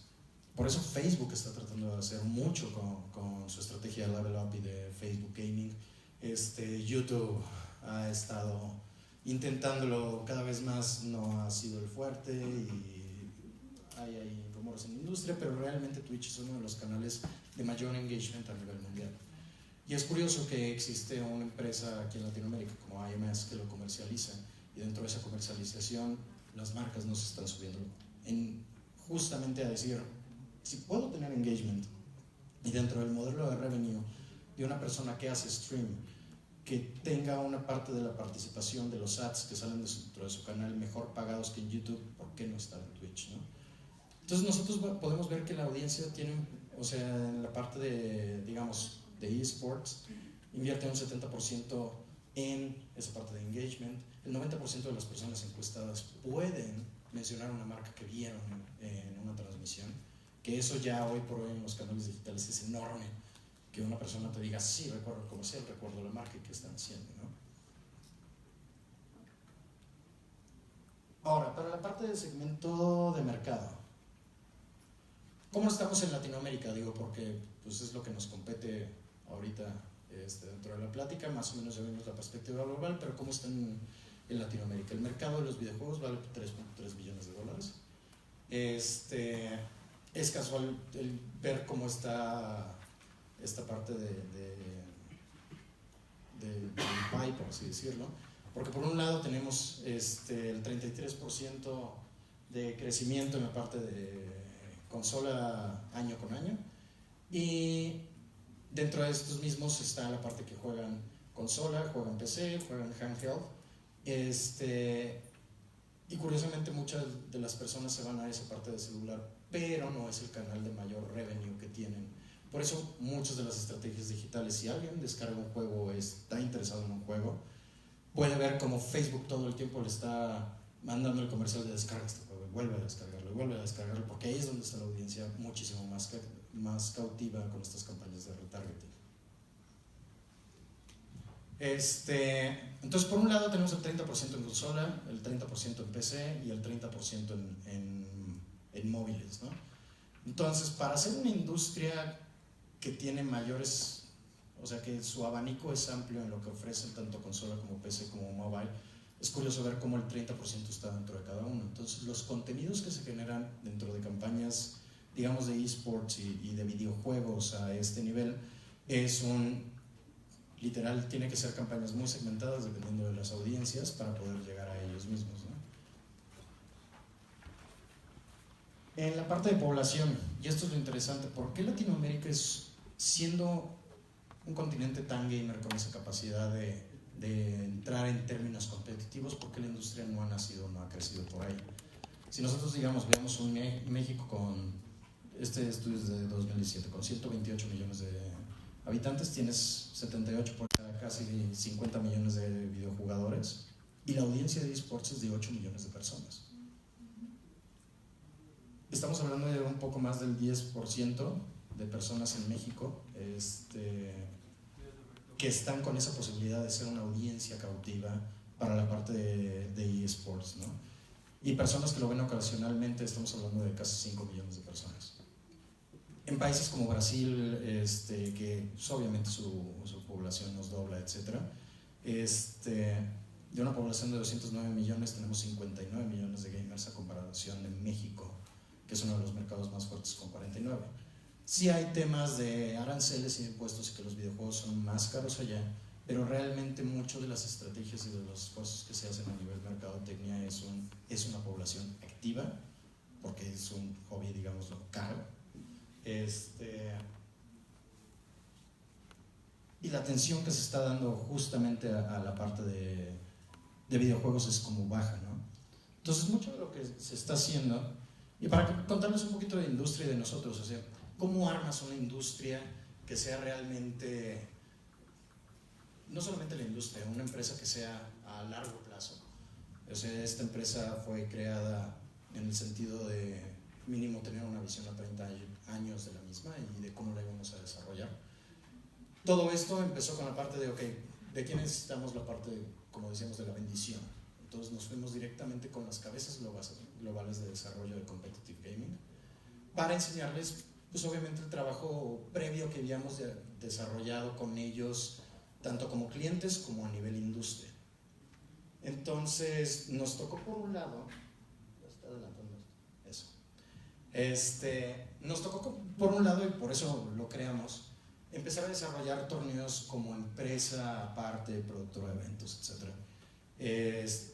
Y pudimos realizar torneos para FIFA, las finales de Madden, torneos y lanzamientos de Call of Duty, de Destiny, etc. Que nos gusta, pero al mismo tiempo vamos a meternos y a buscar a las personas que sean las mejores dentro de la industria para que también nos guíen a cómo formar esto, ¿no? Entonces lo primero que hicimos fue, ya con esos ejemplos, ir con las cabezas globales a decirles, este es nuestro proyecto, ¿no? Y empezar a tener esa bendición, no solamente en la parte de si puedes usarla, sino en la parte a nivel revenue de poder pagar por las licencias y trabajar con ellos para encontrar modelos interesantes y subirlos a la plataforma. Por el otro lado, empezar a trabajar con equipos internacionales, que ahí tenemos unas iniciativas que van a salir en los próximos meses. Digo, a partir de mayo se van a ver algunas y en junio y en julio otras, ¿no? Para tener esa parte de feedback de qué necesitan tus jugadores, qué es lo necesario en una plataforma de este estilo para que lo tengan. Y al mismo tiempo desarrollar nuestra propia plataforma que soporte a miles de usuarios jugando al mismo tiempo, pero también la parte de jueces, de producción, de network, que hable y como que empodere mucho a los usuarios en el sentido de experiencia. De ahí con los canales de distribución, con Twitch, con Amazon, etc. Tener partners globales que nos ayuden en esta parte, no solamente de implementación, sino comercial. O sea, nuestros partners globales es Amazon Tech Services, por el otro lado está Xsolla, que es como, si PayPal es grande, Xsolla es más grande. Xsolla es el sistema que engloba más de 700 formas de pago a nivel global. ¿Por qué? Porque mucho de lo que estamos realizando es qué pasa si una persona en Sudáfrica quiere ir a pagar y nuestros servicios o la suscripción para poder jugar en la plataforma, ¿no? Y en Sudáfrica puedes ir hasta pagar en el Subway, que ellos tienen de opción. Entonces fue hablar con ellos a nivel global para que poder hacer este partnership y que se subiera a una plataforma y realizarlo, ¿no? Y al mismo tiempo tener a la parte de las marcas globales que fuera porque lo voy a decir, por un lado está la parte de esports y de competitive gaming, pero realmente mucho de lo que nosotros hacemos es ser una empresa de marketing, a final de cuentas. Una empresa de experiencia, por un lado, y por el otro lado una empresa de marketing. Y obviamente hablar con estas marcas globales que se suben al proyecto y poderlo realizar. Pero obviamente los KPIs que nos piden ellos a nivel marketing, a nivel engagement, son muchísimo más grandes de lo que produce una agencia regularmente, ¿no? Porque no trabajamos tanto local, sí vamos a realizar cosas locales, pero realmente son campañas internacionales con directores de marcas internacionales, ¿no? Entonces, por el otro lado, dijimos, ok, esto se llama la infraestructura y como el ecosistema de lo que serían los eSports y de cómo podemos desarrollarlos.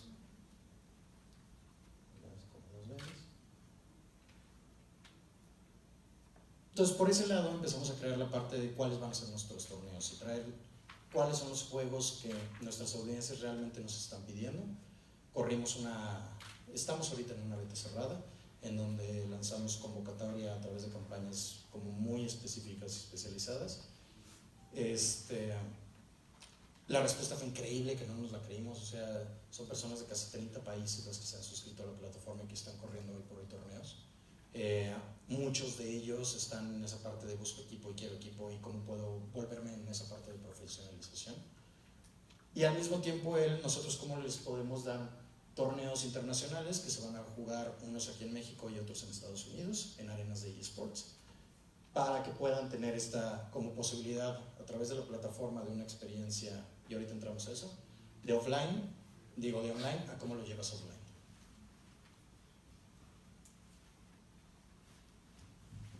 clic como 3 veces, pero luego no funciona.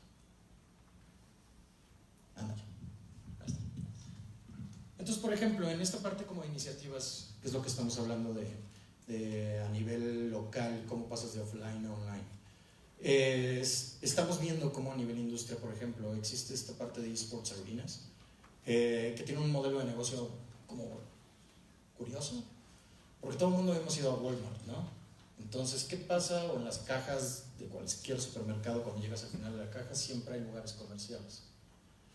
Y muchos de esos lugares comerciales, o sea, tienen cierto flujo, sí hay tráfico de la gente, pero son como especializados. Pueden haber productos de consumo, pueden haber servicios, etc.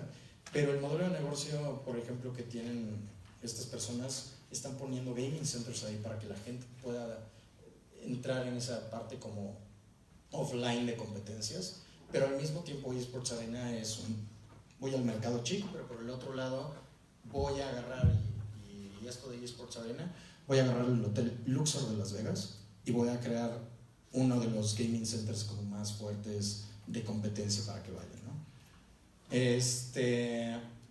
Y mucho de esto tiene que ver con cómo los cibercafés en Asia se están convirtiendo en arenas de eSports y cómo esa parte de comunidad es como lo más fuerte que se permea en campañas que empiezan en canales como Twitch y acaban en eventos o en venues así para que la gente pueda contactar uno con otro. Ahora, dentro de esta parte de eSport, no sé cuánto tiempo tengo, entonces me van avisando, porque hablo mucho. Entonces, en la parte de eSports, es curioso que hoy por hoy vemos a los eSports tomando mucho de los deportes tradicionales y llevándolo a un mercado como más, pues más de nicho, como son la parte de videojuegos. ¿Por qué? Porque hoy por hoy muchas de las campañas que vemos de mercadotecnia y de campañas digitales, ¿qué promueven? Promueven el trofeo, la arena, el confetti, todo ese rollo. Y algo que nosotros estamos buscando hacer diferente es, seamos honestos, o sea, los videojuegos nos encanta porque son fantasía, nos encanta porque son vivenciales, ¿no?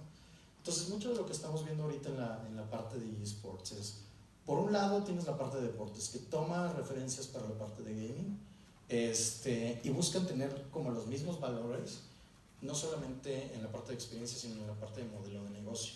Entonces, los patrocinios, las campañas de mercadotecnia, las implementaciones que se hacen, porque hasta las playeras están llenas de logotipos por todos lados, como si fuera de Fórmula 1, son muy tradicionales. Y estamos como en la infancia de los eSports, donde vamos a ver eso mutar totalmente, donde va a haber un valor de la marca dentro de las playeras de los jugadores, dentro de los espacios de publicidad, dentro de la parte de interacción, porque esto no se ve en la televisión normal. Sí, un ESPN ya ha comprado los derechos de la liga de Overwatch y de Madden, para transmitirlo, y lo transmite casi todos los días en ESPN 2, lo pueden buscar, pero realmente los canales digitales nos permiten cómo voy a hacer una interacción muchísimo más padre con el usuario, cómo le voy a hacer encuestas, cómo voy a hacer que decidan si hay jugadas o no, cómo voy a hacer que esa parte, por ejemplo, de iniciativas como se llama Games Done Quick, donde las personas llegan y ¿cómo puedo acabar este juego en media hora? Que a lo mejor te tomaría 6 horas, y eso lo hacen para que las personas donen dinero a la persona que está transmitiendo en ese momento y se vaya a una fundación. Son eventos que existen anualmente, donde millones de usuarios se meten y donan millones de dólares a iniciativas altruistas. Pero los eSports, esta parte como de innovación la vamos a ver en los próximos años, donde en los canales digitales, ya no la televisión tradicional, nos va a permitir esa parte de interacción. Y ahí vamos a ver lo curioso, o sea, mucho de nosotros cómo consumimos es a través de productos como Netflix, a través de suscripciones, etc. O sea, los modelos de eSports son totalmente distintos. O compras un juego el cual tiene contenido, o el juego es gratis. Y solamente vas a comprar cosas estéticas, por así decirlo, para tu personaje, para tu equipo. No es voy a pagar por ser mejor, sino voy a pagar por verme de esta manera o de esta otra, ¿no? Y en la parte de viewership, que es lo interesante, ellos monetizan los views de diferentes maneras, con sponsorships tradicionales, pero al mismo tiempo con que la gente done al canal de la persona para que pueda tener nuevas fuentes de ingreso. Entonces, mucho de lo que se ha hecho a nivel como decía, o sea, PewDiePie, y ese es... ¿Alguien ha escuchado de PewDiePie? ¿Cómo? No, es que es impresionante, ¿saben por qué? Porque PewDiePie hasta unas 2 semanas es la persona con más suscriptores en YouTube en la historia. Tiene 93 millones de suscriptores. No hay nadie que se le acerque. Y el movimiento más fuerte que ahorita va a pasar a nivel marketing digital y a nivel creación de contenidos es que PewDiePie se sale de YouTube. Porque hizo un contrato con otra persona, otro grupo de stream, para hacer un statement, que es uno de los statements más fuertes a cuestión de cómo le pegas a Google y cómo le pegas a Facebook, de decir, lo que me pagas por la gente que me ve y los millones de views que yo te traigo por un video que se sube de él, consigue 10 millones de visitas en un día. La mayoría de sus videos llegan a 50 millones, a 60 millones de views. Es el statement más fuerte que vamos a ver, siento yo, en este año 2019, es decir, creadores de contenido dicen hasta aquí se acabó. Porque los .0002 centavos que me pagas por cada viewership no los vale. O sea, si yo soy una persona que atrae audiencias de millones, como si fuera la NFL, ¿por qué me vas a pagar eso? ¿Por qué voy a ganar $3 millones al año? Entonces, lo más interesante a nivel marketing digital es métanse un poquito en todo esto que está pasando, porque se está revolucionando de poco en poco como tanto empresas como creadores de contenido, que son lo más fuerte que se viene. No es el influencer que tiene 50,000 views, no. Es realmente una persona que tiene una voz dentro de las comunidades y las marcas se suben con ellos, no esa parte de branding, que el branding ya está más acabado en muchos sentidos a nivel mercadológico. O sea, solo las grandes empresas como Coca-Cola, como Samsung, Sony, siguen manteniéndolo porque tiene un poder fuerte el branding, pero realmente es la interacción y esa parte de contenido único a la medida, como sobre mucha estrategia, lo que es el futuro de la mercadotecnia. Entonces, en la parte de viewing existen pases de temporada y cosas que cambian y hacen disruptivo toda la parte del modelo de negocio. La industria de los videojuegos va a cambiar todo como consumimos contenido. No es Netflix, no es Disney Plus, ellos están en una batalla que se van a matar entre todos y todo el mundo los vamos a mandar a volar. ¿Por qué? Porque nos están dando 15 opciones diferentes, que va a ser muchísimo más caro realmente consumir todo su contenido que el poder voltear a una plataforma así y decir, quiero consumir esto. Y es curioso porque vamos a acabar siendo otra vez Cablevisión, donde te van a volver a vender ten Disney Plus, Netflix y Spotify por este precio. Es lo mismo y se supone que nos estábamos alejando de eso. Entonces, en la parte de influencers, les dije que íbamos a hablar mucho de verdad. La parte de influencers, y es justamente lo que decía hoy por hoy. Digo, sí, PewDiePie no. Bueno, Ninja. Digo, si PewDiePie, pues no. Entonces nos vamos a Ninja.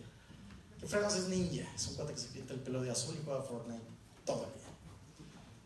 Todos han escuchado a cierta medida, o sí o no, que si es el diablo Fortnite, o que si es con tu hijo, no. En mi época eran los pitufos, pero la realidad es que Ninja es uno de esos influencers que están cambiando mucho la forma en cómo interactúa con los fans, pero al mismo tiempo cómo las marcas se suben. La parte mercadológica, por ejemplo, Ninja, es su seudónimo y siempre es una bandana. Walmart ahorita firmó un acuerdo con él, justamente para la parte de que su bandana se venda oficialmente en Walmart, y como de ahí empieza la parte de códigos, junto con Epic, que Epic está hoy por hoy viendo el cómo va a acabar de desarrollar y cuáles van a ser las reglas a nivel eSports de ese juego. Es impresionante que Fortnite, siendo uno de los juegos grandes, este año tiene el premio más grande en eSports en la historia. El ganador se va a llevar $40 millones. Pero no existen reglas de cómo terceros pueden jugarlo. Eso es lo curioso de esta industria, ¿no?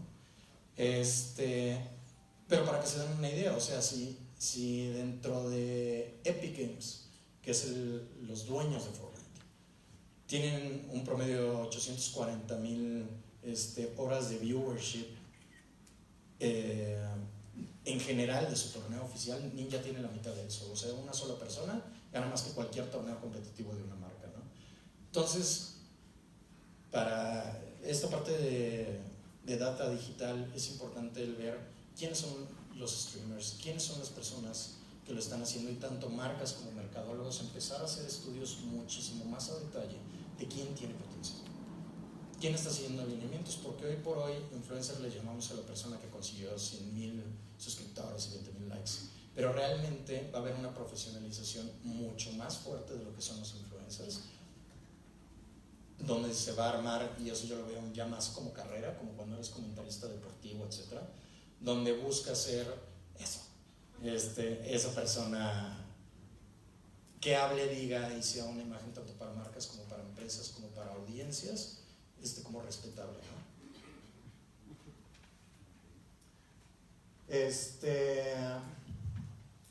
¿Y qué podemos ver de todo esto? O sea, las audiencias y los formatos están cambiando mucho, o sea, como se decía, mucho de la influencia que cada vez más van a empezar a ver metiéndose es como cuestiones tradicionales se van a meter en eventos no tradicionales, marcas endémicas, digamos un Logitech, un HP, un Samsung que sí invierten en eSports, vamos a empezar a ver marcas no endémicas apoyando muchísimo más esto, que hoy por hoy semana a semana existen medios como Esports Insider, como Esports Observer, que están sacando artículos de qué está pasando a nivel de industria, que es como muy interesante por ahí, ¿no? ¿Y nosotros qué estamos haciendo? Digo, no, creo que le tengo que poner play. O sea, son como videos. Y si no jalan, se los imagino. Están bien padres. No, bueno, mucho de lo que estamos haciendo nosotros a nivel contenido es, por un lado, sí somos plataforma de eSports.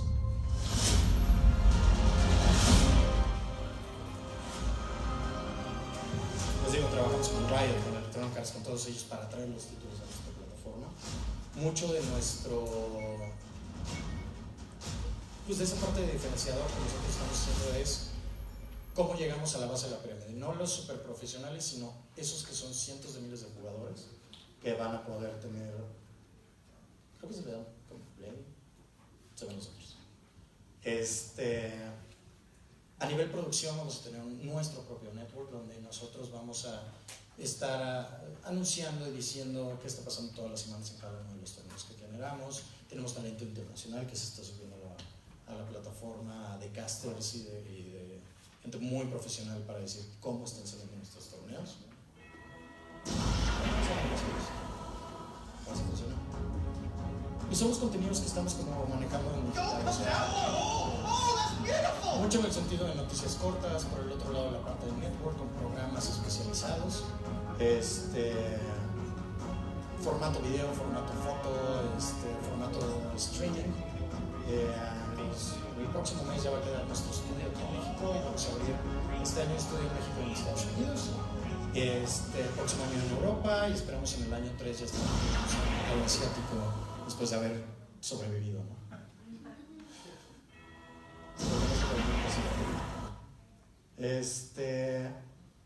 Y aquí lo más fuerte es, como decimos, esta parte como de la batalla por el engagement con el usuario final de cómo lo podemos hacer. Mucho de lo que hoy por hoy de cómo se divide es, aquí sí funciona. Mucho de esta batalla viene en la parte del publisher, el juego.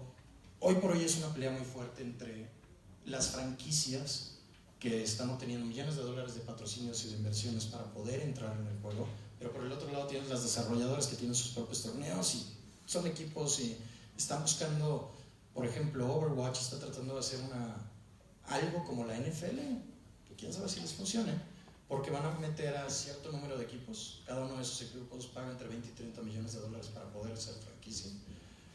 Son equipos internacionales y quieren tener un calendario de partidos de ida y de vuelta. Eso significa que cada quien tiene que tener un estadio.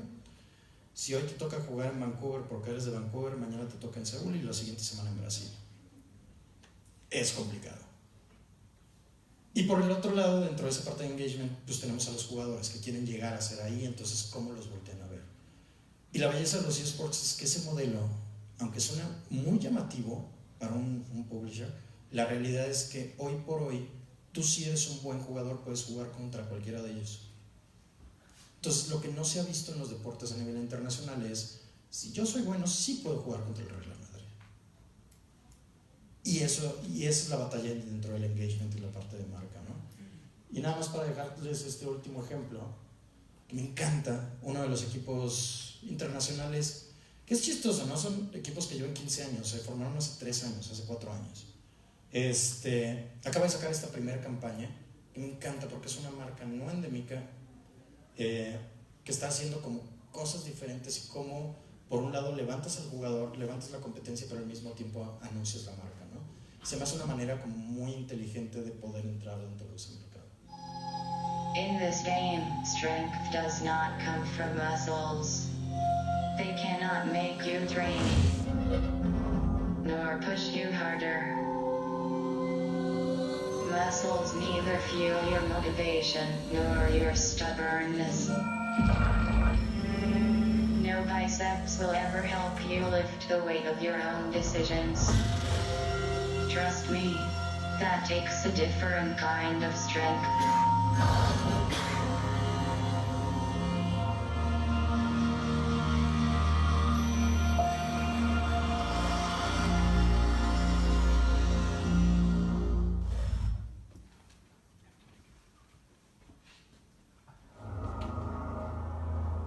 Do you know who I am?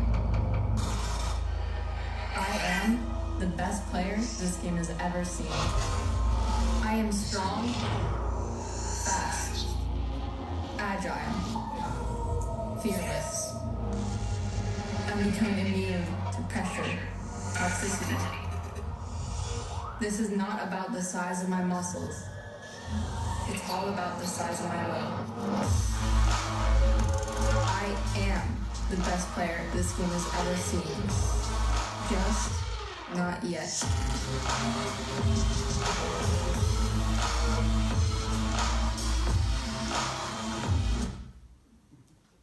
Esa es la diferencia entre marketing tradicional y el otro. Todo el mundo quiere a Messi. Aquí soy la 249, pero tengo el engagement más fuerte dentro de mi canal de Twitch con las audiencias que otro tipo de jugadores. Y por eso las marcas los ven, y por eso es lo disruptivo del marketing tradicional, de decir, voy por el influencer, voy por la audiencia y le voy a dar ese lugar. Y un copy que hable de eso, de todavía no, pero voy a llegar ahí. Y haces una sinergia entre las marcas. Y ya hablé mucho. Muchísimas gracias por escuchar. Es como un vistazo de lo que son los eSports en general. Y si hay dudas, que creo que habrá muchas, se las contesto con mucho gusto.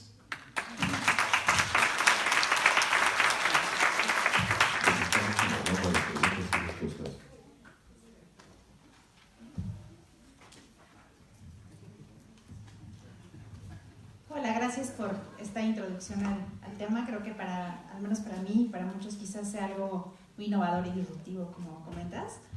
Y pues me gustaría mucho saber la experiencia en particular. Veía que alguna de las campañas había sido patrocinada o acompañada con Grupo Bimbo, entre otras, que sí ubicamos un poquito más dentro del marketing tradicional y alejado del marketing que ahora nos expones, que es más de nicho, más específicamente hacia lo que nos acabas de platicar. Y en ese sentido, me encantaría conocer cómo se vincularon o cómo lograron hacer esa sinergia en marcas que tienen una visión muy tradicional del marketing y de las redes y del quizás un poco más a lo que conocemos quienes nos dedicamos a esto. ¿Cómo fue para ustedes hacer este vínculo? A lo mejor conocer un poco más. Supongo que no fue sencillo, pero es muy aleccionador para nosotros de este lado saber cómo hacer ese salto, ¿no? Okay. Por un lado está el no hay presupuesto, que con eso empiezan todas las pláticas, ¿no? Entonces, cuando te saltas esa regla, empiezas a crear cosas como más interesantes, ¿no? Entonces, una de las primeras cosas, por ejemplo, el torneo de Madden en diciembre lo patrocinó Zucaritas.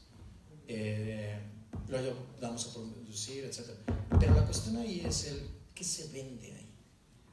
Entonces, por un lado, por marcas de consumo grandes como esas que buscan el branding, el ponme de presencia, la parte de competitividad, pero por el otro lado es el cómo puedo patrocinar a ciertos talentos, bajo qué edades, cuál es mi segmento clave. Entonces empiezas a crear campañas alrededor de eso donde digas, yo tengo una base de usuarios que juegan en mi plataforma, que juegan así. Su rendimiento es de esta y esta manera. Y se pueden hacer castings en el sentido de quién sí podría ser patrocinado por, digamos, Zucaritas o Pipo, Nike o Bandai, quien sea. Entonces empiezas a ver esa parte como de la data de quiénes son los usuarios. Y a partir de ahí es ¿cómo empiezo a implementar las campañas de mercadotecnia? ¿Cuáles van a ser los accionables? Y de ahí es cuáles son los KPIs que te pide un cliente.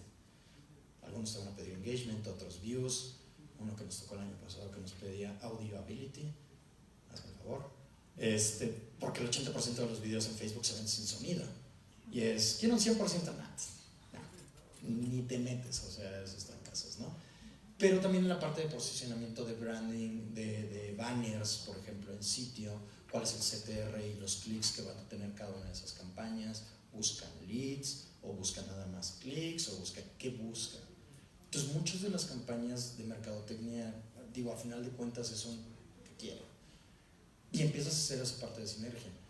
Yo siempre he dicho, en la parte de negocios es más la creatividad que el operativo. O sea, la realidad. Yo todo lo que he creado, las empresas que he creado, etcétera, han sido de, vamos a buscar capital, no, hombre. O sea, sales, te pones a vender y a ver cómo fregados lo sacas, pero es más esa creatividad y de salir adelante que cuáles son la infraestructura que tengo, ¿no? Entonces, a final de cuentas, muchas de las campañas hoy por hoy que se ven en digital son tan amplio, el chiste es cómo te pones creativo. Entonces, ¿qué assets tengo? Y si no los tengo, ¿dónde los consigo? Y empiezas a hacer como ese match. Entonces, muchas de las marcas de consumo sí están abiertas dependiendo de quién es mi impacto, ¿no? O sea, un Coca-Cola, o sea, a través de Mediacom, de su propia agencia, que son ellos mismos, pues tienen un portafolio muchísimo más amplio de marcas y cada una tiene su segmento específico. El chiste es de que tú llegas con, si esa es la marca y la entiendes, ¿cómo vas a generar con lo que tú tienes una estrategia que le sea como bastante? Y también, y esa es una realidad que ya debería de existir, es que dentro de los presupuestos que tú manejas realmente tienes que pagar pauta. O sea, las redes sociales son pay to win, punto. Entonces muchas de las estrategias están basadas en eso, cuáles son los KPIs, cuánto es la medición, la métrica y la pauta promedio de un CPM y un CPC que voy a pagar dentro de cada una de esas redes sociales, y de ahí cómo le llamamos la atención, porque México es el país con más agencias y más oferta de mercado a nivel marketing digital de toda Latinoamérica. Uno viaja a Colombia, uno viaja a otro tipo de país como Guatemala, etc. Tú les llegas con cierta data que ni estoy ahí. Entonces, es una jungla lo que sería el marketing digital de las grandes marcas hoy en México, pero ellos buscan ese factor wow. También. Hola, yo tengo dos preguntas. La primera, me llama la atención tu último video, porque es exactamente al revés, ¿no?, de cómo se hace el marketing tradicional. Acá estás escogiendo un sujeto, como fue el caso de Ninja cuando empezó, que lo que vendes es el sujeto, no si es el mejor jugador. Exactamente. Y eso ha cambiado mucho la dinámica de marketing. Me gustaría que ampliaras eso porque quedó así como que un poquito relegado.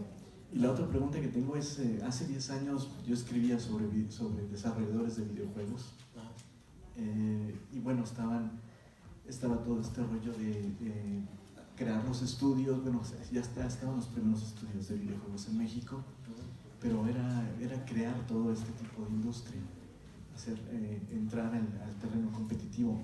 Obviamente en 10 años que me salí de eso, no sé qué pasó, y ahorita me llamó la atención que sí seguimos como muy abajo, ¿no?, en muchas cosas. Me gustaría que platicaras. ¿Por qué de eso?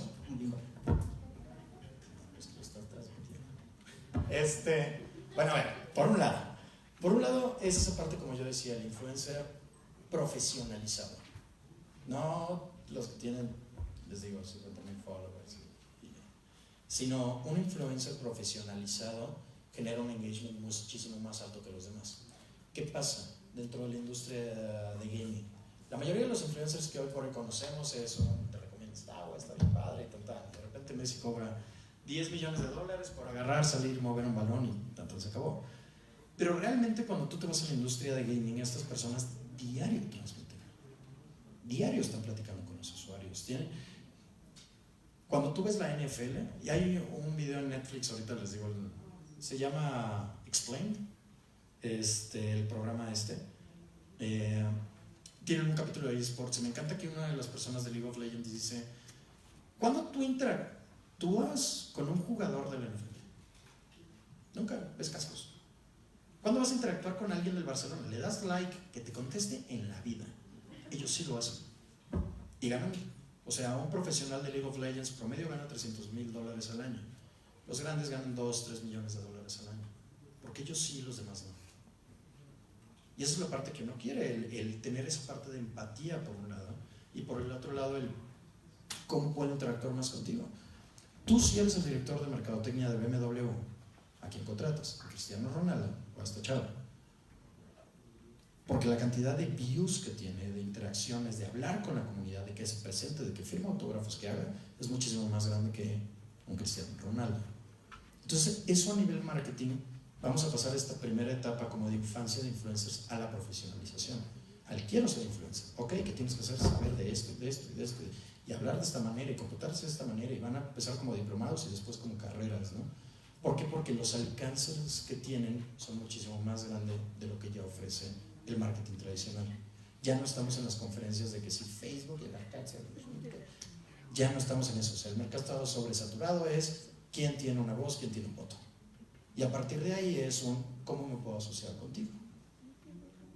Entonces, digital, los últimos 10 años, por así decirlo, de Facebook, ha sido horrible. O sea, nos cambian las reglas cada 3 meses, el CPC ahorita está en las nubes, pasamos de una campaña de, tengo 2 centavos, me cuesta 35 centavos, y lo van cambiando. ¿Por qué es eso? Entonces, ¿qué buscas? Cambiar la mercadotecnia a personas con las cuales digas, puedo identificarme, sí puedo hablar con ellos y me interesa lo que transmiten. Entonces, esa parte. Luego, la segunda, baila. Fin. No, es en serio. Las oficinas de representación de los desarrolladores son esas oficinas de representación. Entonces tú tienes, por no decir nombres, pero la mayoría de los desarrolladores son esa representación que tienen presupuestos limitados. ¿Por qué? Porque ya tienen muy estudiado cómo se consume el producto y cómo no. Hay otra cosa que pasa, o sea, tienes a los distribuidores como un Game Planet, como todos ellos que están juntos con pegado, ellos hacen su propio mercadotecnia. Entonces activar con ellos es yo voy a traer tu título de Estados Unidos, yo lo distribuyo, yo lo vendo, yo pongo la publicidad en mi tienda y tú me pagas. Entonces el espacio que eso le deja a otros jugadores a que puedan entrar en la industria es como... Y me ha tocado trabajar con ellos y de repente es quiero todo esto, ¿cuánto tienes esto? No inventes, no. O sea, y hay otros que yo les doy por amor al arte, pero realmente... Un ejemplo, el título más vendido del año pasado, me tocó hacer la campaña de mercadotecnia digital con ellos.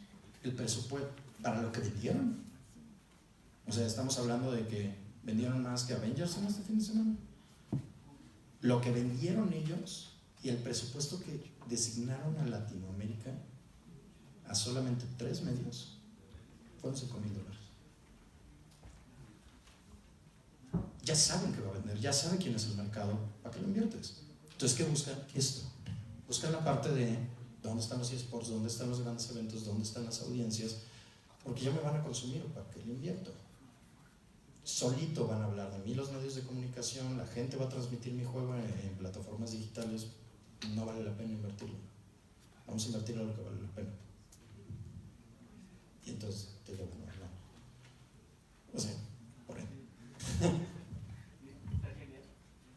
Agradecemos su participación en el Seminario Permanente de Redes Sociales de la UNAM y hacemos entrega de su constancia.